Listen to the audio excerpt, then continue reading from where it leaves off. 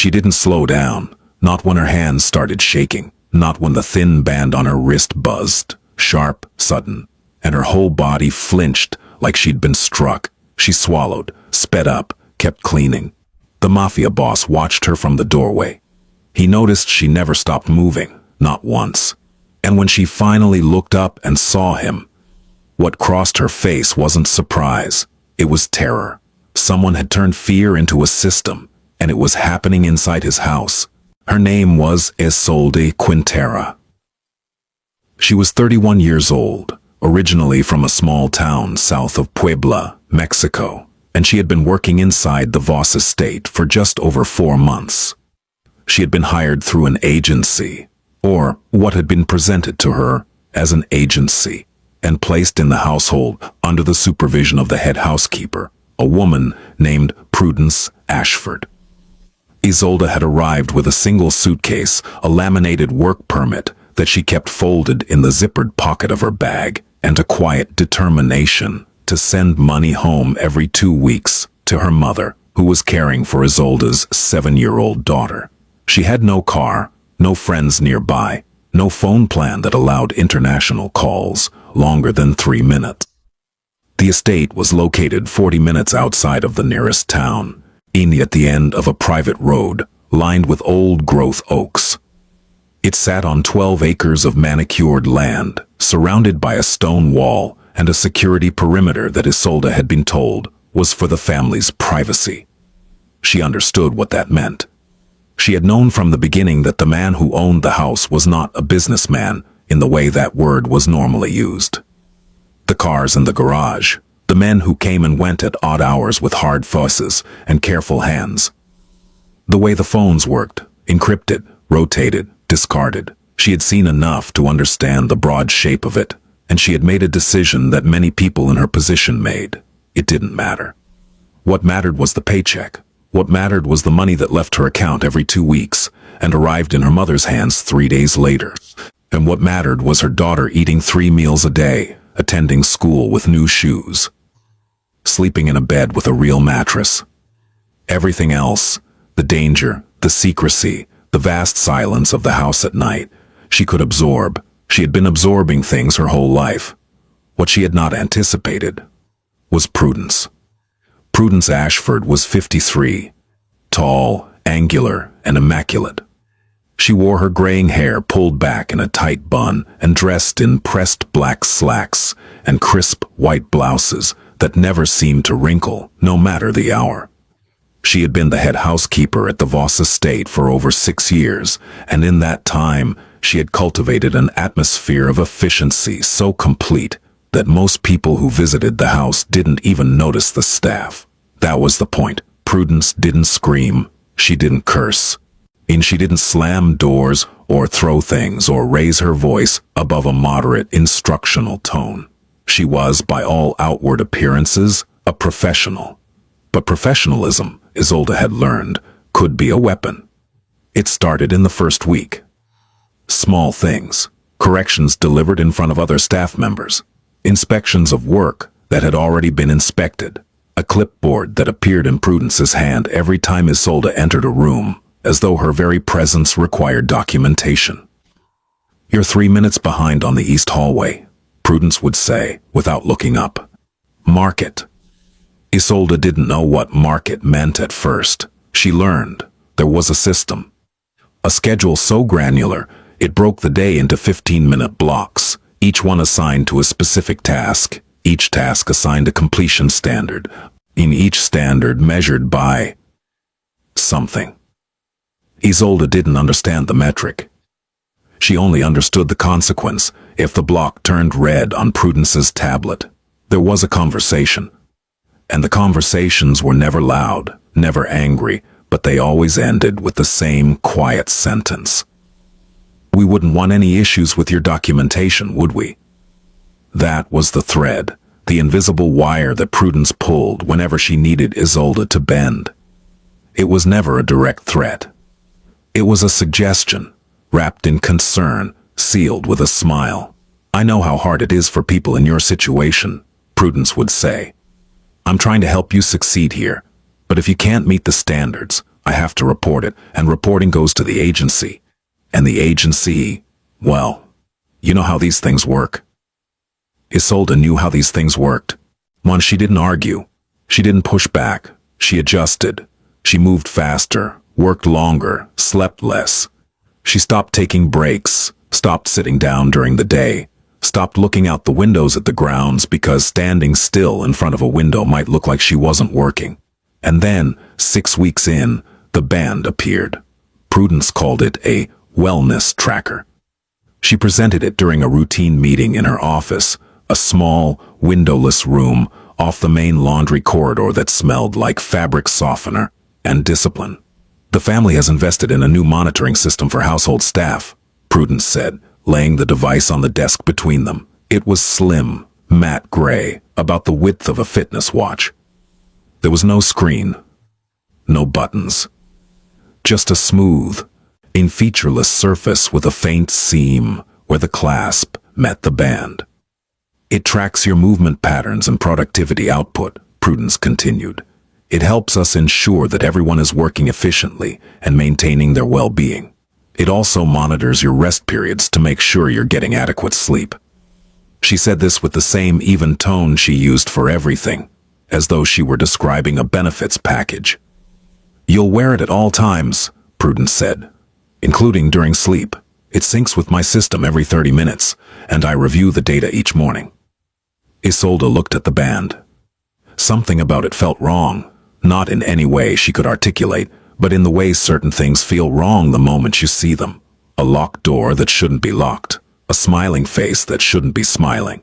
Oh, what if I don't want to wear it? Isolde asked. It was the only time she would ask. Prudence tilted her head. It's a condition of employment, Isolde. I thought the agency explained that our household uses performance monitoring. She paused. Let the silence do its work. Of course, if you're uncomfortable with our systems, that's entirely your choice. I can arrange for your departure by the end of the week. I'll need to notify the agency. Naturally, they'll update your file. Isolde put on the band. It fit snugly against her wrist, just tight enough that she couldn't rotate it without effort. The material was smooth but not soft. It had a clinical quality, like a hospital ID bracelet. For the first 3 days, it did nothing but sit there. Isolde almost forgot about it. She cleaned, she cooked, she folded, she swept. And the band was just a band. On the 4th day, it buzzed. She was standing in the 2nd floor hallway, arms full of folded towels, when her body simply stopped for a moment. The way a body will stop when it's been moving for 11 hours straight. Not a break, not a rest, just a pause, a breath. The band vibrated against her wrist, quick, sharp, like a phone notification, but deeper, more insistent. She startled, nearly dropping the towels. Then she moved. She didn't think about it, didn't analyze it. Her body simply responded to the stimulus the way any body would if stillness had been paired, suddenly and without warning, with a physical sensation that said wrong. Later that night, lying in her narrow bed in the staff quarters, she told herself it was just a reminder, a nudge, like a step counter that vibrates when you've been sitting too long. That was all. On the 7th day, it shocked her. She was in the kitchen, refilling the supply closet.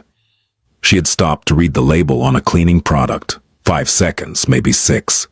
When the band delivered something that was not a vibration, it was a jolt, small, precise, and deeply unpleasant. Not enough to make her cry out, just enough to make her arm jerk and her breath catch. She looked down at her wrist. The band sat there, smooth and silent, as though nothing had happened. When she looked up, Prudence was standing in the doorway. If it buzzes, Prudence said calmly, that means you stopped. Keep moving and it won't bother you. Simple. She turned and walked away. That night, Isolde tried to take the band off. The clasp didn't respond to her fingers. And there was no visible latch, no release mechanism. She tried sliding it over her hand. The fit was too tight. She tried using a butter knife to pry the seam. The material didn't budge. She stared at it for a long time. Then, she went to sleep. Because her shift started at 5, and the band would know if she didn't get up on time. Within 2 weeks, the band had rewired her, not her thoughts. Those remained her own, as sharp and desperate and exhausted as ever. But her body had been retrained. It had learned a new set of rules, and it followed them with a loyalty that bordered on betrayal. Rule 1, never stop moving, not for a breath, not for a thought, not for a cramp, not for a prayer. Movement was safety. Stillness was pain. Rule 2, never pause at a window, a mirror, or a doorway. And the band seemed to differentiate between productive movement and idle standing. Looking at something, really looking, registered as a stop. Rule 3, never slow down. The band appeared to have a baseline pace. Falling below it triggered the warning buzz. Falling further triggered the shock. The threshold was not generous. Isolde adapted because that was what she had always done. She learned to fold sheets while walking, to carry supplies with both arms so she never had to make 2 trips. To clean baseboards from a squat that allowed her legs to keep shifting, keep moving, keep the band satisfied. She stopped eating lunch. There was a designated break period, 30 minutes at noon, but the band buzzed halfway through every time, and after 2 shocks during meals, her body simply refused to sit at the table. She ate standing up, while I'm in the laundry room, spooning rice from a container, while her feet shuffled in small circles on the tile floor. She slept in intervals. The night mode that Prudence had mentioned tracked her movements even during rest, and if Isolde lay too still for too long, not asleep, but motionless, the band would issue a low, persistent vibration that dragged her back to awareness. She began sleeping in a light, anxious trance, never fully unconscious, never fully at rest. Her body twitched in the dark, her wrist tingled even when the band was silent, as though the anticipation of pain had become its own sensation. She began having nightmares, not the kind with monsters or falling, but the kind that were worse because they were ordinary. She would dream she was sleeping peacefully, deeply, her body loose and warm and still. And then the buzz would come, and she would wake up already moving, already on her feet, already walking toward the door before her eyes were fully open. The worst part was the gratitude.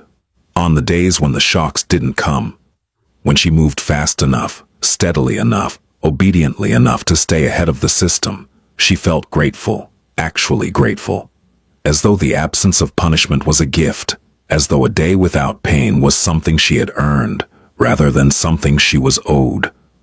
She recognized, somewhere in the back of her mind, that this was wrong, that the gratitude was a symptom, not a feeling, that the system had taught her to be thankful for the same thing every human being is born with, the right to exist without being hurt. But recognition and resistance are different things, eh? And you can know the cage is a cage and still not have the key.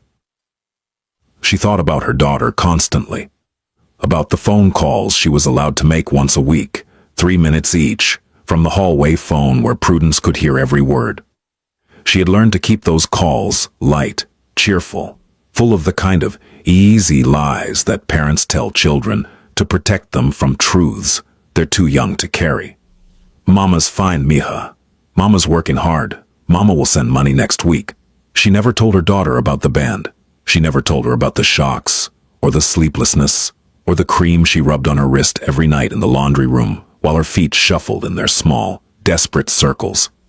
Some truths are too heavy, even for the person carrying them. Giving them to a 7-year-old was unthinkable. And through all of it, the world above her continued as though nothing was wrong. The house was clean. The meals were prepared. The staff appeared efficient and content. When visitors came, and they did periodically, men in expensive suits with careful eyes, they saw a well-run household, nothing out of place, nothing to question. Prudence made sure of that. She ran the staff with a precision that looked from the outside like excellence. The schedules were detailed. The expectations were clear. The results were immaculate. If anyone had asked, she would have said, and believed, that she was simply maintaining standards, that the band was a tool, that the shocks were incentives, that the threats were motivation, that the woman who flinched at her own wrist every 7 minutes was simply someone who needed more structure. And that was the architecture of it, not cruelty for its own sake. That would have been recognizable, resistible, reportable. This was cruelty dressed in spreadsheets, abuse filed under performance metrics, a woman's terror logged as response time data. And no one noticed, because no one was looking. Leander Voss was not the kind of man people expected. The word mafia conjured images, Hollywood images mostly, loud men, gold chains, violence as punctuation. Leander was none of that. He was 44, lean, dark-haired, and so quiet in a room that people sometimes forgot he was there until he spoke, at which point they remembered immediately. He had inherited the organization from his father, who had inherited it from his father, who had built it from nothing in a country that treated immigrants like kindling.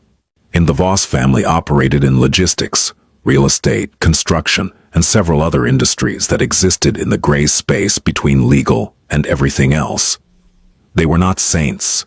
They were not trying to be, but Leander had rules, not the kind written on paper, the kind carved into bone. You don't touch civilians. You don't use children. You don't profit from human desperation. You don't let power become cruelty.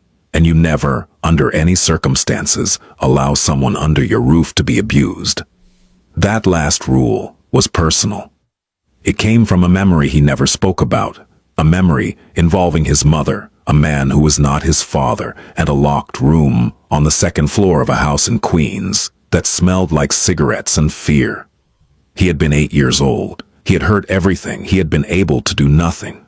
And he was not 8 anymore, so when he began noticing things about the new maid, things that didn't add up, that nagged at him the way a wrong note nags at a musician, he did not dismiss them. He paid attention. The first thing was the movement. Isolde moved through the house like someone who was being chased by something invisible, not hurried in the way that busy people are hurried, purposeful, directed, efficient. This was different. This was compulsive, frantic, the kind of movement that comes not from having too much to do, but from believing that stopping will trigger something terrible.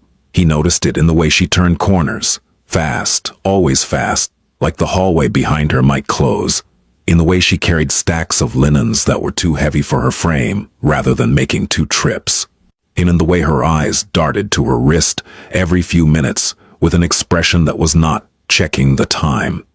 The second thing was the flinch.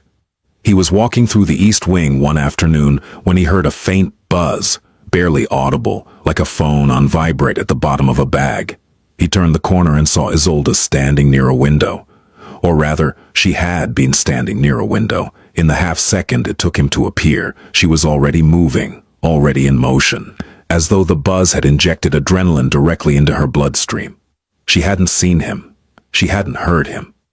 The buzz had been the only trigger, and her body had responded before her mind had time to process. He watched her disappear down the hall, arms full of nothing, walking somewhere with purpose that didn't exist.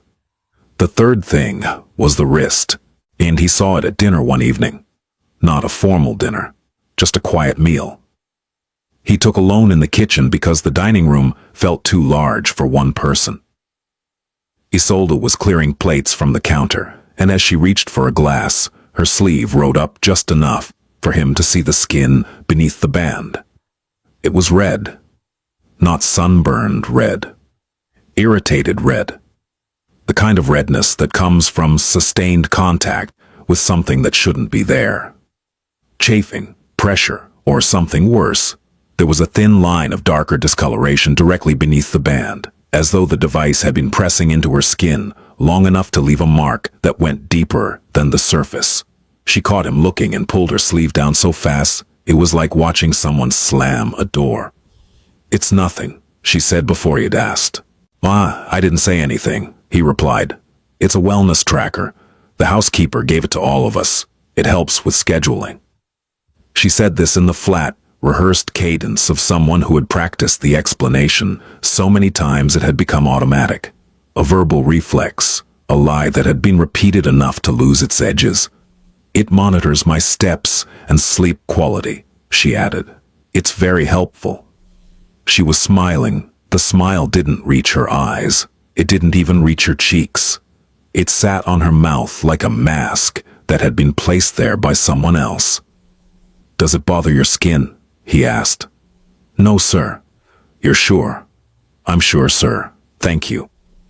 She left the room faster than she'd entered it, and the faint buzz from her wrist trailed behind her like a leash made of sound. Leander didn't ask anyone about the band, not yet. He was a patient man. Patience was what separated him from the men who came before him, the ones who acted on impulse and ended up in concrete or courtrooms. He understood that information gathered too quickly was often information gathered wrong. Instead, he watched. Over the next several days, he adjusted his routine so that his path through the house intersected with Isolde's more frequently. He took his coffee in the east wing instead of the study. He walked the second floor in the early morning instead of going straight to the gym. He found reasons to be in rooms where she was working, not hovering, not interrogating, just present. And what he saw confirmed what he'd feared. She never sat down, not once. Not in the kitchen, not in the hallway, or not in the staff lounge that had been set up with chairs and a small table specifically for breaks. He saw other staff members, the cook, the groundskeeper, the part-time cleaner who came 3 days a week, sitting, resting, talking, eating, normal human behavior. Isolde was never among them. She ate standing up, always in motion, always in a room where she couldn't be seen from the main hall. He caught her once in the laundry room, spooning something from a small container, while her feet moved in a slow, mindless shuffle, left, right, as though some part of her brain was counting the steps, even while the rest of her tried to swallow food. He noticed the way her hands trembled when she was tired, which was always. He noticed the shadows under her eyes, not the kind that come from one bad night, but the kind that build over weeks of sleep that never quite arrives. He noticed the way she startled at sounds that weren't loud, a door closing, a phone ringing, a voice from another room. He noticed most of all the way she looked at Prudence. It wasn't anger. It wasn't resentment. It was the look of an animal that has learned which human controls the food and the fence. Attentive, anticipatory. Afraid, when Prudence entered a room, Isolde's speed increased, her posture changed, her eyes dropped to the floor, and her hands found work, any work, all work, it didn't matter what. As though the mere presence of the head housekeeper activated a survival protocol buried so deep in her nervous system that consciousness was no longer required. One evening, Leander found Isolde in the downstairs bathroom adjacent to the laundry room. The door was ajar. She was standing at the sink, running cool water over her wrist. The band was still on. It didn't come off, he realized. She couldn't take it off. But she had pushed it up slightly, and she was carefully applying cream to the skin beneath it with her fingertips. The skin was raw, not cut, not bleeding, but raw in the way that skin becomes when it has been subjected to repeated irritation, friction, heat, or electrical contact. There were tiny raised bumps where the metal contacts on the underside of the band met her skin, and the tissue around them was inflamed and tender. She was applying the cream with the careful, practiced efficiency of someone who had done this many times. There was no frustration in her movements, no anger, just maintenance, on the way you might patch a tire or tape a crack in a wall, not because you expected it to hold, but because the alternative was worse. She looked up, saw him in the doorway. The cream disappeared into her apron pocket so fast it might never have existed. "Sorry, sir. I'll go back to work." "Isolde." "Yes, sir." "When was your last day off?" She blinked. The question clearly confused her, as though the concept had been filed away in a drawer she'd forgotten how to open. "I, have my rest periods, sir. The schedule is very fair." "That's not what I asked." "I'm fine, sir, really. Prudence has been very good to me." She smiled the smile again, the mask, and walked past him, already moving, already working, already performing the version of herself that kept the band quiet. And he stood in the doorway of the bathroom and looked at the sink. There was a faint residue of the cream on the porcelain. Next to it, a small hand towel that had been folded and refolded so many times the fabric was soft as tissue. He opened the medicine cabinet above the sink. Inside, hidden behind a box of bandages, was a small tube of hydrocortisone cream, nearly empty, squeezed from the bottom, with the careful economy of someone who can't afford to waste anything. Next to it, a packet of gauze and a roll of medical tape, both partially used. She had been treating herself, for months, in secret, in a bathroom off the laundry room at midnight, with supplies she had probably purchased from a drugstore during one of the rare, supervised outings that prudence permitted. She had built a small, private medical station in a house that had a full first aid room upstairs.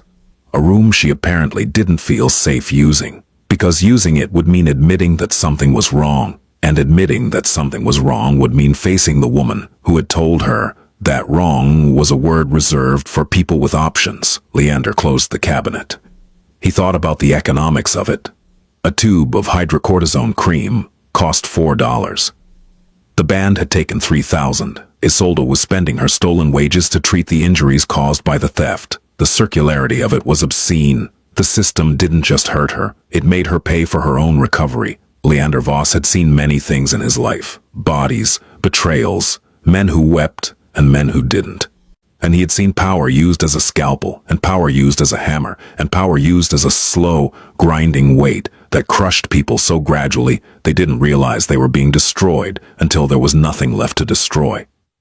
This was the third kind, and it was happening in his house. Leander made a call, not to Prudence, not to the agency, not to anyone who might tip off the architecture of control that had been built, brick by careful brick, around a woman who had no one to call. He called Caius. Caius Drummond was Leander's right hand, not in the dramatic sense, not the consigliere of movies and myth, but in the practical sense. Caius was the person who knew where the bodies were because he had helped move them, and he was also the person who knew where the accounting was because he had helped audit it. He was 41, broad-shouldered, bald by choice, and had the emotional range of a filing cabinet, which, in their line of work, was an asset. "I need you to look into something," Leander said. "The household monitoring system that Prudence runs. The scheduling software? Whatever it is. I want to know what it tracks, what data it collects, and where that data goes. This about the staff? This is about one staff member." Caius paused. He knew the tone. It was the tone Leander used when something had crossed a line that existed only in his own internal code. A line that most people couldn't see, but that, once crossed, triggered a response as certain and irreversible as gravity. "I'll have it by tomorrow." Caius had it by that evening. He came to Leander's study at 9, carrying a laptop and a folder. He sat both on the desk and opened the laptop without ceremony. "The system's called TrackRight," Caius said. "Enterprise Workforce Monitoring. It's marketed to warehouses, fulfillment centers, agricultural operations. DUBI tracks worker movement, break durations, productivity rates. Everything's logged and time-stamped." "How did Prudence get it?" "She set it up herself. Accounts in her name, billed to a personal card. The estate isn't involved. Your name isn't on it." "What does it connect to?" "The wristbands. There are 3 registered devices, but only one is active. Serial number matches the one assigned to Isolde Quintera." "What does it do?" Caius turned the laptop toward Leander. On the screen was a dashboard. Clean, professional, corporate. It looked like any project management tool. And there were graphs showing movement patterns, bar charts showing active time versus idle time, and a log that scrolled down the right side of the screen in neat, time-stamped entries. "It monitors her location within the house," Caius said. "Tracks her pace, her break times, her idle periods. If she stops moving for more than 90 seconds, it sends a warning vibration. And if she keeps stopping," Caius clicked a tab labeled Compliance Actions. The screen showed a log. Each entry had a timestamp, a duration, and a code. Some were marked VW for verbal warning, which Caius explained was the vibration. Others were marked PA for performance action. "What's performance action?" Leander asked, though his voice suggested he already knew. "The band has 2 conductive strips on the underside. When a PA is triggered, it delivers a low-voltage electric pulse." About the same as a static shock from a car door, but repeated and targeted.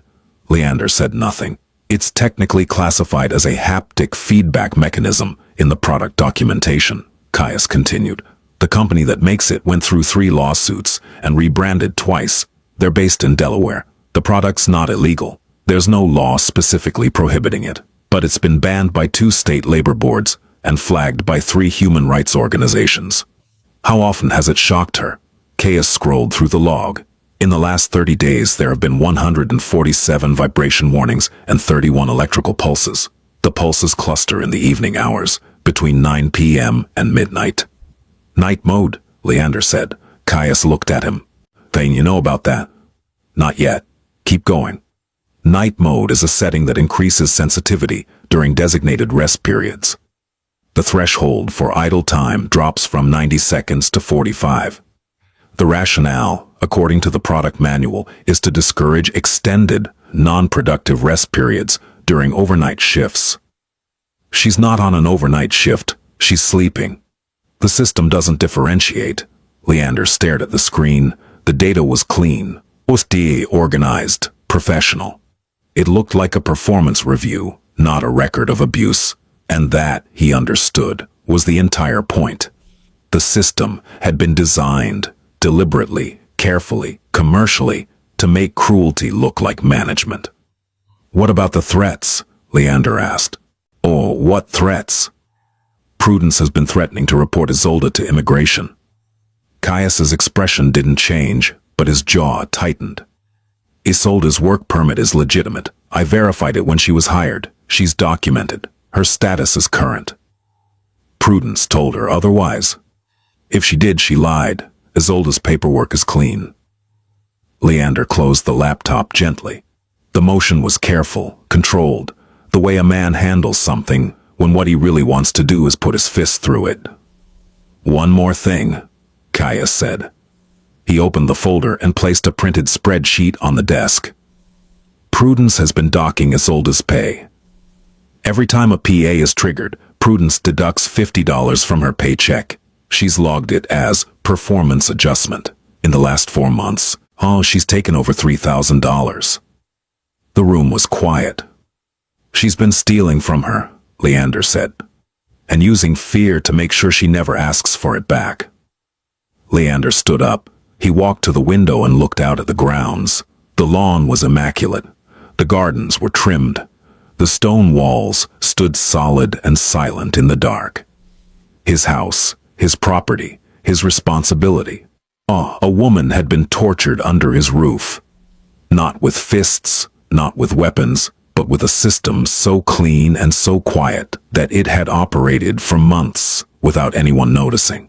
Without him noticing, he thought about his mother, about the locked room, about the sounds through the wall. He was not 8 anymore. Get me Prudence's full personnel file, he said. Every reference, every past employer, and every address she's lived at in the last 10 years. When do you want it? Now. Caius left. Leander stayed at the window. He was very, very still. The next morning, Leander arrived in the kitchen at 4:55. Isolde was already there. Of course she was. The band ensured it. She was preparing the coffee service, a task that normally took 10 minutes, but that she had compressed into 6, because 6 meant she could move on to the next block before the system flagged her. She didn't hear him come in. She was too focused on the rhythm. Grind, pour, measure, arrange. Her hands moving with the mechanical precision of someone who had rehearsed the sequence so many times that consciousness was no longer invited to the process. He sat down at the kitchen island. The sound of the stool scraping against the floor made her jump. Hey, good morning, Isolde. Good morning, sir. Her voice was steady. Her hands were not. He watched her work. He said nothing for a long time. The silence was not aggressive. It was patient. The silence of someone who is making space for a truth that isn't ready to come out yet. Isolde, he said finally, I'd like to ask you something, and I'd like you to answer honestly. She stopped, then started again. Couldn't stop. The band was awake. Yes, sir. Does that band on your wrist hurt you? The question landed in the kitchen like a stone dropped into still water. Isolde's hands paused, just for a moment, just long enough for the fear to register and the reflex to kick in. And then she was moving again, wiping a counter that was already clean. "It's a wellness tracker, sir. It monitors my—" "I know what Prudence told you it is." His voice was quiet, not angry, worse than angry. "I'm asking what it does." Isolde's jaw tightened. Her eyes dropped to the counter. The band buzzed, faint, insistent, demanding, and her feet shuffled, maintaining the minimum pace. "It helps me stay on schedule," she whispered. "Isolde. It buzzes if I stop too long, that's all. It's normal. Lots of places use them." "Does it shock you?" Silence. "Isolde, does that band deliver electric shocks to your wrist?" Her breathing changed. It was subtle, a shift from the controlled, steady rhythm of someone who has learned to make their body invisible, to the shallow, uneven breathing of someone whose body has just been told that the invisible thing has been seen. She didn't answer. She couldn't. And the lie was ready. It was always ready, sitting behind her teeth like a guard dog. But something about the way he asked, something about the way he was sitting there at 5 a.m, looking at her like she was a person and not a function, made the lie impossible to release. A tear fell onto the countertop. She wiped it immediately. Another one fell. She wiped that too. The band buzzed. She kept cleaning. "Sir, please," she said, and her voice cracked. "I need this job. I have a daughter. If Prudence finds out, Prudence won't find out anything. She'll call immigration. She said she would. She said my papers aren't—" "Your papers are fine. Your work permit is legitimate. I verified it myself." Isolde stopped, actually stopped. The band buzzed. She didn't move. It buzzed again, harder. She still didn't move. "My papers are real," she whispered. "They've always been real." Something broke, not loudly, not dramatically. There was no collapse, no sobbing, no falling to the floor. The break was internal, structural, the quiet failure of a load-bearing wall that had been holding up a building, made entirely of fear. She stood there in the middle of the kitchen and didn't move, and the band buzzed, and she didn't move, and it buzzed again, and she didn't move. And then, for the first time in 4 months, her body was still, not frozen, not paralyzed, still.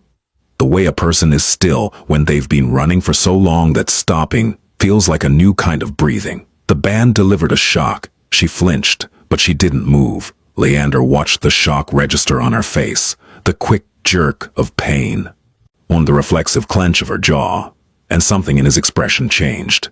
It was subtle. If you didn't know him, you might have missed it. But if you did know him, if you knew the landscape of his face the way Caius did, or the way his late father had, you would have recognized it immediately. It was the expression that came before a decision, not a question, not a consideration, a decision. He stood up, walked around the island, stopped in front of her.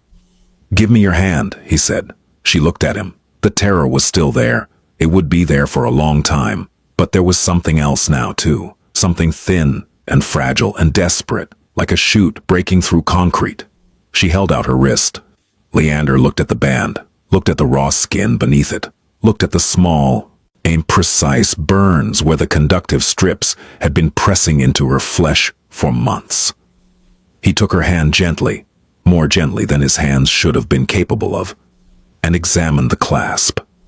There was no latch, no button, no visible release. He reached into his pocket and pulled out a small folding knife, not a weapon, a tool. The kind of blade that had opened 1,000 boxes, cut 1,000 cords, solved 1,000 small problems. He slid the blade under the band, carefully, and cut. The band fell to the counter with a small, plastic sound. The sound of a thing that had been more powerful than it had any right to be. Isolde looked at her bare wrist, at the red, irritated skin, at the small marks that would take weeks to fade and longer to forget. She pressed her free hand over her mouth. And then she cried, not quietly, not politely. Not in the practiced, invisible way she had learned to cry in the laundry room at midnight with a towel pressed against her face. She cried the way a person cries when the thing they've been holding back finally becomes too heavy to carry. Leander didn't touch her, didn't hold her, didn't tell her it was okay. He just stood there, solid and present and furious, not at her, never at her, and let her have the moment. When the crying slowed, he spoke. "You're going to take today off. You're going to eat. You're going to sleep. And you're not going to wear that thing ever again. But Prudence, I'll handle Prudence." Leander didn't summon Prudence to his office. That would have been the expected move. The formal approach, the power dynamic of a desk between them, the architecture of authority. Instead, he went to her. He found her in her office at 8:15, seated behind her small desk, reviewing the morning's data on her tablet. The TrackRight dashboard was open. Isolde's name was highlighted in yellow, flagged presumably because the band had stopped transmitting. Prudence looked up when he entered. She didn't stand. She didn't smile. She assessed, the way she always assessed, cataloging his expression, his posture, the temperature of the room. "Good morning, Mr. Voss. I noticed an anomaly with one of the monitoring devices. I was just about to—" "Sit down, Prudence."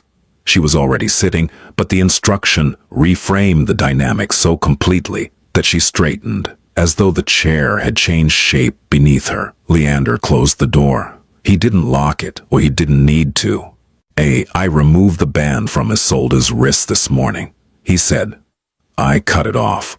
Prudence's expression did not change. She was very good at that, at maintaining the mask of professionalism, even when the structure beneath it was shifting.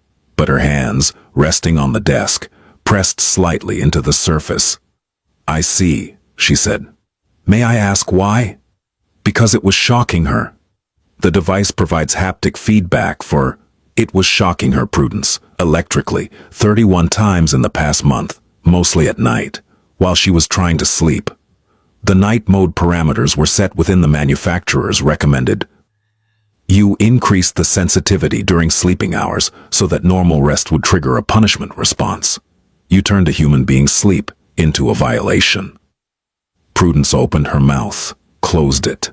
Opened it again. "Mr. Voss, I understand your concern, but I assure you that the system is designed to optimize productivity. The literature clearly states." Prudence. His voice had not risen. It had not sharpened. If anything, it had gone lower, quieter, which was worse. "I'm not interested in the literature. I'm interested in the fact that a woman in my house has been tortured for 4 months, and you logged it as performance data. Tortured is a very strong. You shocked her when she stopped moving. You shocked her when she tried to rest. You docked her pay every time the system registered what you called a failure. You stole over $3,000 from her wages, and you kept her compliant by telling her, falsely, that her immigration status was at risk."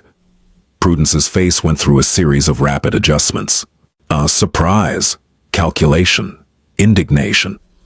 And then, finally, the expression she settled on. Righteousness. "I was managing a difficult employee," she said. "The standards in this house are extremely high, and some people need more structured guidance than others. The agency placed her here with the understanding that—" "There is no agency." Prudence stopped. "I had your records checked," Leander continued. "The placement agency you used is a shell company. You set it up yourself 18 months ago.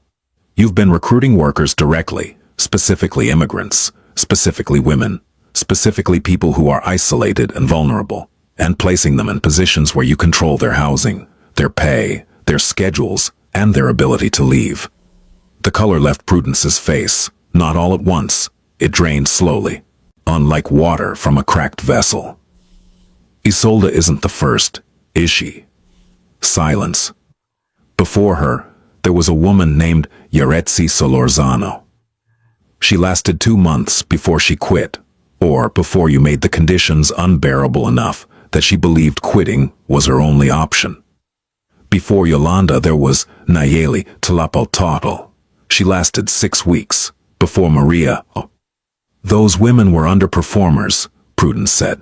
Her voice had changed. The professional veneer was cracking, and beneath it was something colder, something that had been hiding for a long time. "They couldn't handle the expectations. That's not my fault. You selected them because they couldn't fight back. You targeted people who had no support system, no local contacts, no understanding of their own legal rights. You weaponized their isolation and their fear. And you did it not because you're a monster, Prudence. You did it because you could.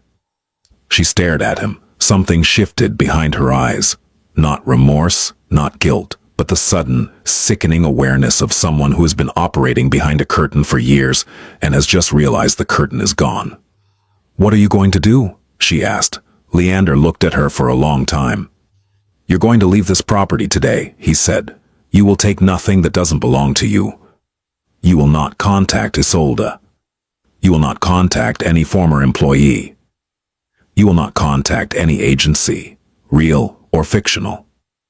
And if I don't, then I will provide the documentation I've gathered, the device logs, the pay records, the shell company filings, the testimony to the U.S. Department of Labor, the State Attorney General's office, and the FBI's Human Trafficking Task Force."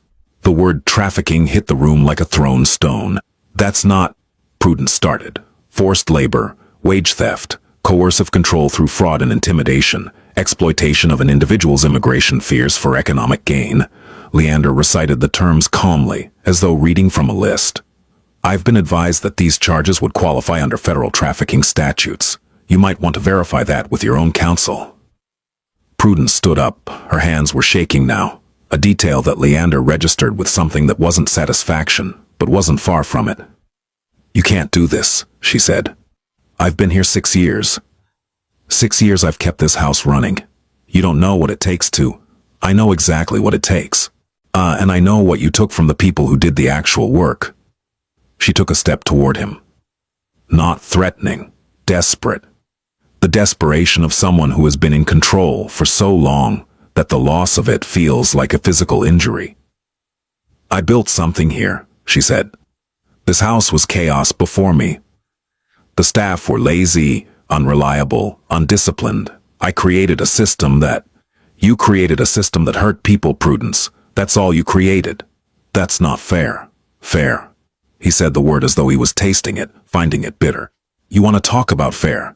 Tell me, was it fair when Isolde lay awake at 3 in the morning, afraid to close her eyes because your device would shock her for sleeping too deeply? Was it fair when she ate standing up in the laundry room because your system punished her for sitting down? Was it fair when she rubbed cream on electrical burns at midnight in a bathroom the size of a closet because she couldn't use the first aid room upstairs without you knowing?"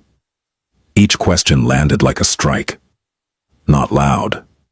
Not violent. Precise. Prudence's mouth opened and closed. The righteousness was fracturing. Beneath it, something else was emerging. Not guilt, not quite, but the cold recognition of someone who is seeing their own actions reflected in a mirror they can't look away from. "She could have said something," Prudence whispered. "She could have come to you." "She couldn't. That's the point.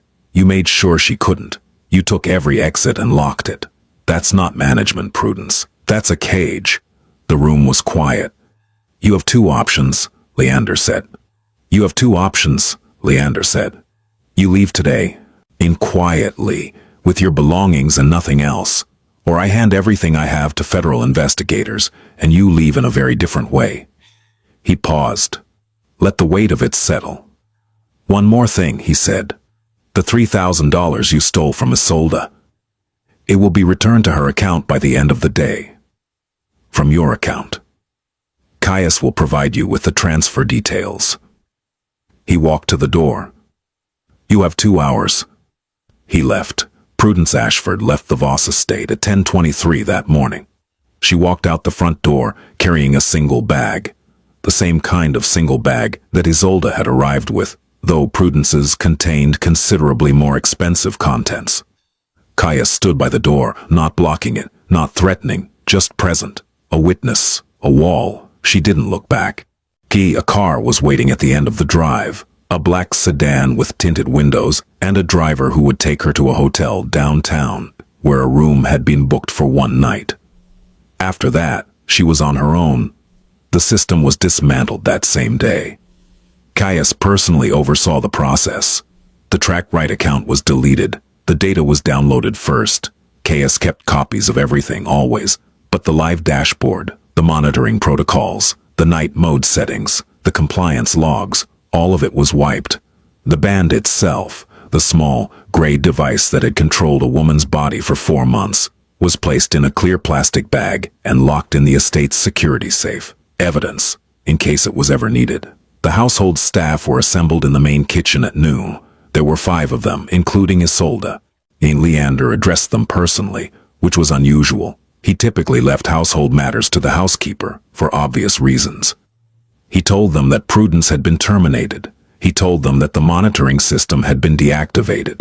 He told them that their schedules would be restructured, that their pay would be reviewed, and that anyone who had experienced anything inappropriate was welcome to speak with him directly, without fear of consequence. He said this in English and then repeated it in Spanish because he spoke both fluently, a fact that surprised some of the staff, though it shouldn't have. His grandmother had been Mexican. The language was as much a part of him as the silence. He did not explain what Prudence had done. That was not his story to tell. But the staff understood.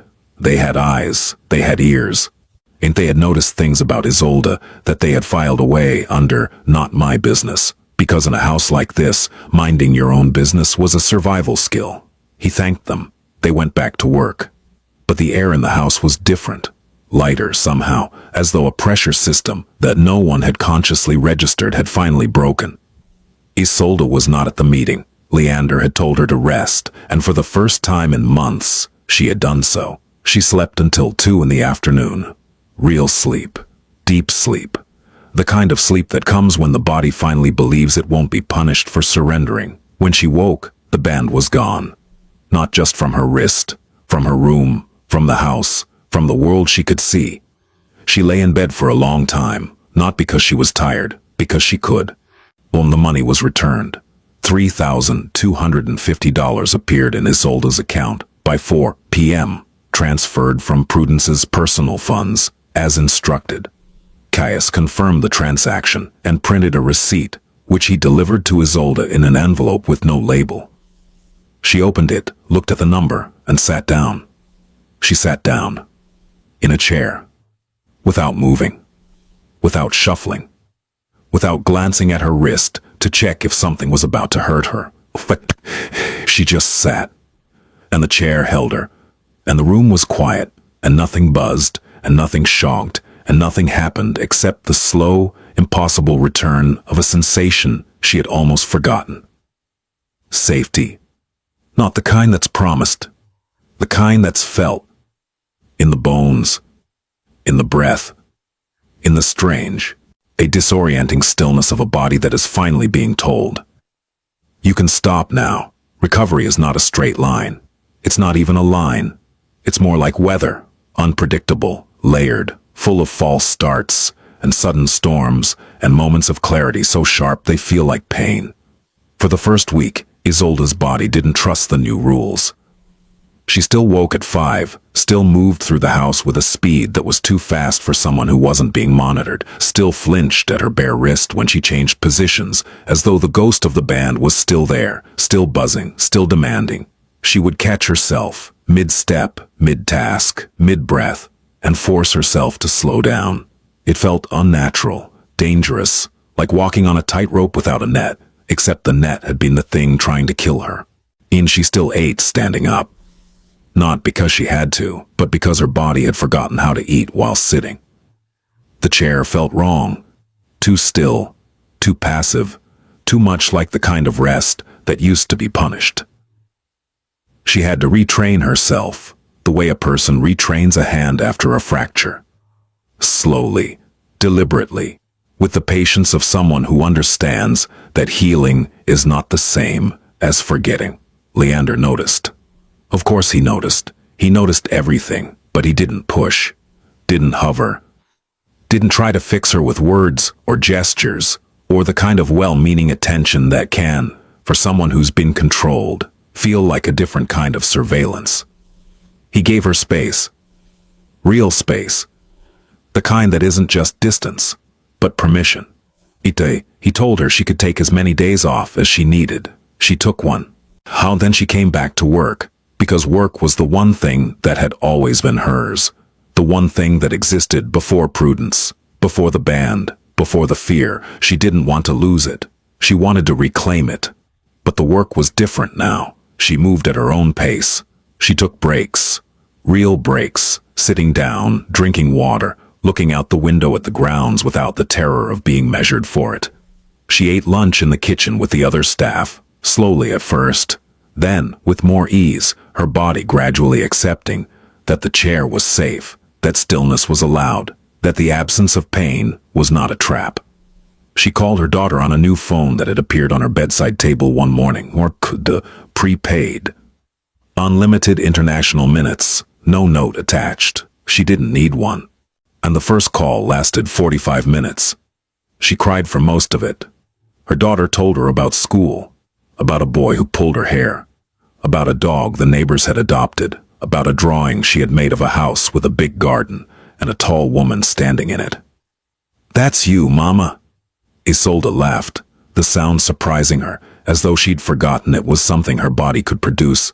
She started calling every day, not because she needed to, because she could, because no one was timing her, because no one was logging the minutes, because the phone was hers, and the time was hers, and the voice on the other end was the only sound in the world that had never been weaponized. Her mother asked once if everything was all right. Isolde said yes. This time it wasn't a lie. She began to notice things she had stopped seeing. In the way sunlight moved across the kitchen floor in the morning. The smell of the gardens after rain. The texture of the linens she folded, not as a task to be completed before the next block turned red, but as a physical sensation. Cotton. Cool. Soft. She noticed that the other staff members talked to each other, laughed, complained about traffic and weather and television shows, ordinary things. The currency of ordinary lives. She had been living in the same house as these people for months and had never participated in a single casual conversation because casual required stillness, and stillness was not allowed. Now it was allowed, and it was terrifying and wonderful and strange. One afternoon, the cook, a heavy-set man named Toribio, who had been at the estate for 3 years and who made empanadas on Thursdays because he missed his grandmother, set a plate in front of Isolde while she was sitting at the kitchen table. "Eat," he said. "I'm not." "Eat." She ate. The empanada was perfect, crispy, warm, filled with something savory and familiar that tasted like a memory she couldn't quite place. "My grandmother's recipe," Toribio said. "It's wonderful." "I know," she laughed again. It came easier this time. She slept. Not perfectly. There were nights when she woke gasping, reaching for her wrist, expecting the buzz, the shock, the punishment for the crime of being unconscious. But those nights grew less frequent. The gaps between them grew longer. The sleep grew deeper. Her wrist healed. The redness faded. And the small burns where the conductive strips had pressed into her skin flattened and paled, becoming marks that could be covered by a watch or a bracelet or left bare because they were hers, and she got to decide. 3 weeks after the band was removed, Isolde found Leander in the garden. He was sitting on a stone bench near the eastern wall, reading a book, something thick in Italian, with no title on the cover.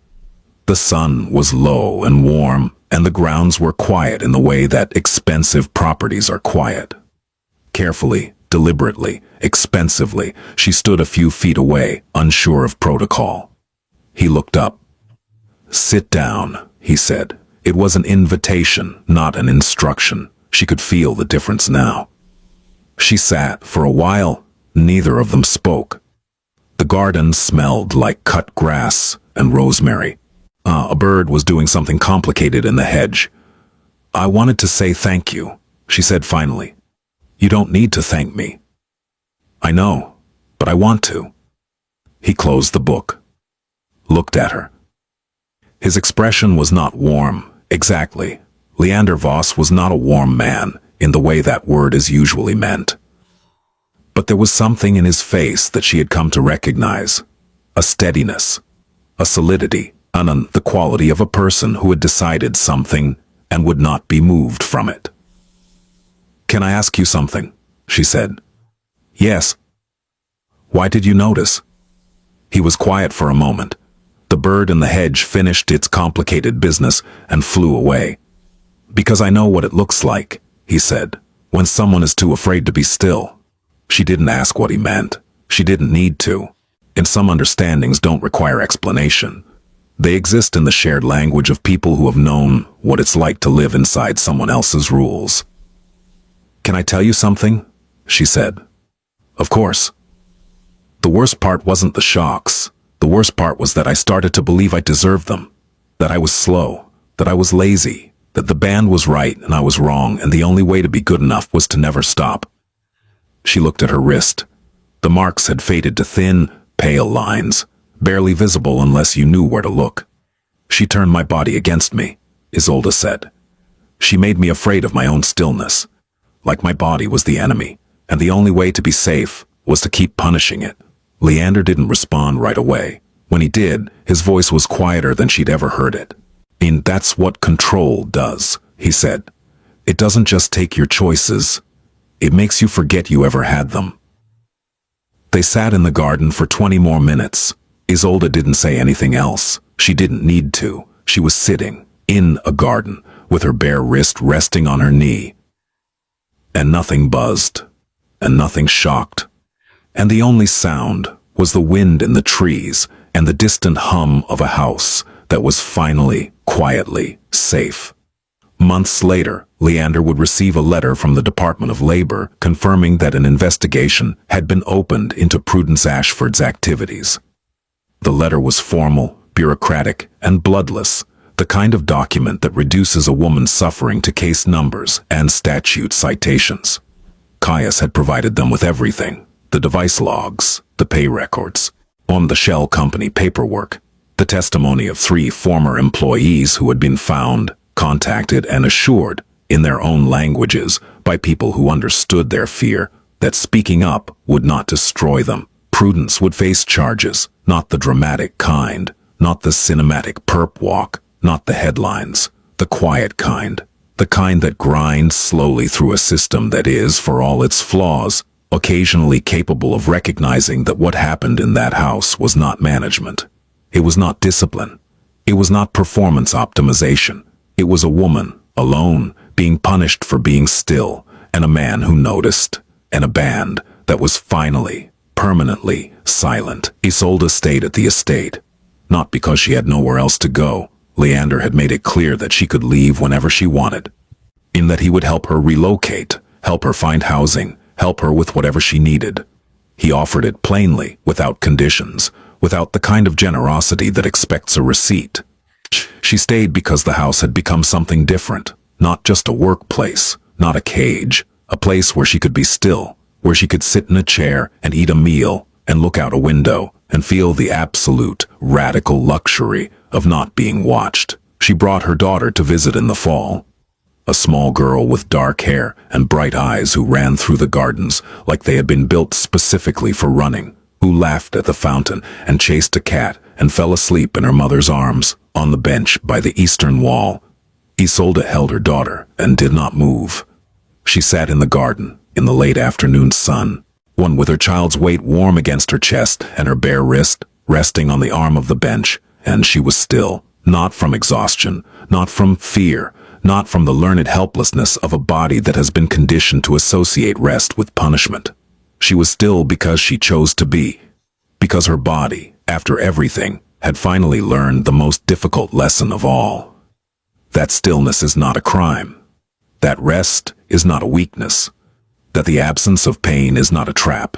That she was allowed, permitted, entitled, to simply exist in a space without earning it.